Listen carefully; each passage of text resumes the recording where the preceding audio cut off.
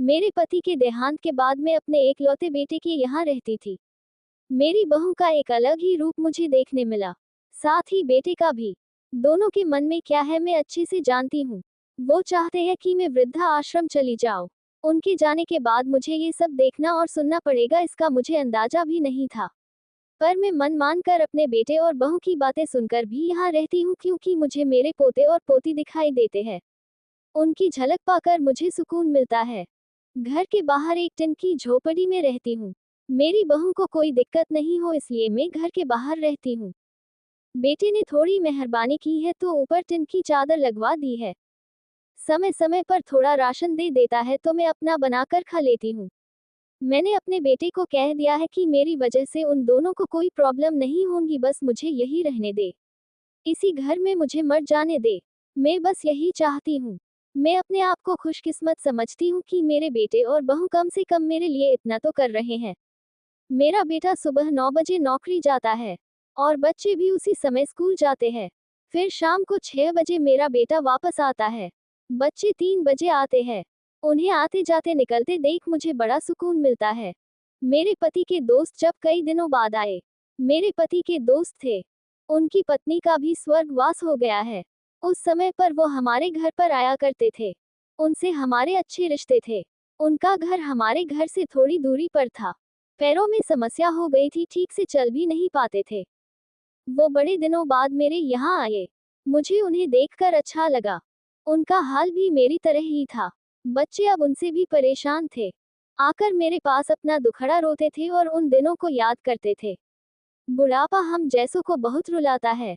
उनकी पत्नी का स्वर्गवास हो गया था और उन्हें चलने उठने में समस्या थी, इसलिए वो तो अपना खाना भी नहीं पाते थे। मेरे पास आए तो मैं समझ गई कि यह इतनी मुसीबत में चलकर पुराने दोस्तों के यहाँ चाय और खाने की चाह में ही जाते होंगे। उनकी भी अपनी मजबूरी थी। वो आए तो मैंने उनके लिए खाना बनाया और उन्हें खिलाया। मना कर रहे थे नहीं खाना, लेकिन मुझे पता था कि उनको भूख लगी है। बहू ने खाना नहीं दिया। मेरी बहू ने मुझे और उन्हें खाना खाते देख लिया। वो कुछ भी ना बोली। ऐसे ही वो यहाँ 2-3 बार आए। जब भी वो आते मैं उन्हें खाना खिलाती। फिर उनके जाने के बाद जब मेरा बेटा आया तो बहू कहती है कि तुम्हारी माँ कितनी बेशर्म है, पता नहीं किस किस को आजकल बुलाकर खाना खिला रही है। बड़ी मुश्किल से कमाया जाता है और ये लुटाने में लगी। इनका राशन बंद करो, कुछ दिन भूखी रहेगी तो अक्ल ठिकाने आएगी।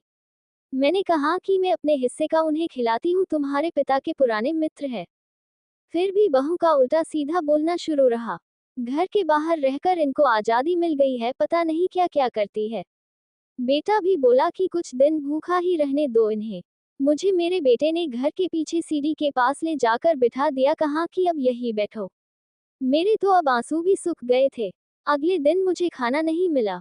मेरे टिन के उस छोटे से कमरे को बहू ने तोड़ दिया। तब मुझे लगा कि अब मैं गलत कर रही हूँ। एक दिन पूरा भूखा रहने के बाद मैंने सोचा कि मैं गलत कर रही हूँ। मुझे अब अपने बेटे के यहाँ नहीं रहना चाहिए। और शायद गलती भी मेरी ही है। मेरी ही परवरिश में कोई कमी रही है, तभी तो ये परिणाम आया। अगली सुबह मैंने अपने बेटे को कहा कि मुझे वृद्धा आश्रम छोड़ आ, अब मैं तुम दोनों को ज्यादा परेशान नहीं करना चाहती। बहू ने कहा कि एक दिन भूखी रही तो अक्ल ठिकाने आ गई ना। बेटे के चेहरे पर भी अजीब सी खुशी थी, जल्दी से तैयार हो गया मुझे छोड़ने के लिए। बहू कह रही थी कि आज की छुट्टी ले लो, यही आसपास मत छोड़ आना, कहीं 3 दिन में वापस आ जाए। मैंने अपनी बहू से कहा कि बेटी चिंता मत कर, मैं अब नहीं आऊंगी। मैंने अपने पोता पोती को गले लगाया। मुझे पता था कि अब मिलना नहीं हो पाएगा। बेटे को भी चाहती थी कि एक बार जी भर के गले लगा लूं, लेकिन वो बोला चलो जल्दी करो। मैंने बहू को कहा कि बेटी अपना ध्यान रखना। मेरा बेटा मुझे छोड़ आया। वहां आकर मैंने देखा कि मेरी तरह कई है। थोड़े दिन उदास रहते हैं फिर सच को स्वीकार कर लेते हैं। मैं अब यहाँ खुश हूँ। कुछ काम भी करती हूँ। मैं चाहती हूँ कि ऐसा कहूँ कि ऐसा किसी के साथ ना हो, लेकिन ऐसा कब किसके साथ हो जाए कोई बता नहीं सकता। लेकिन माँ बाप को ऐसे समय के लिए भी तैयार रहना चाहिए। बस बच्चों को पाल कर बड़ा कर दो, उनसे कुछ उम्मीद मत रखो। ऐसे ही वीडियो देखने के लिए हमारे चैनल को लाइक एंड सब्सक्राइब करें। Thanks for watching.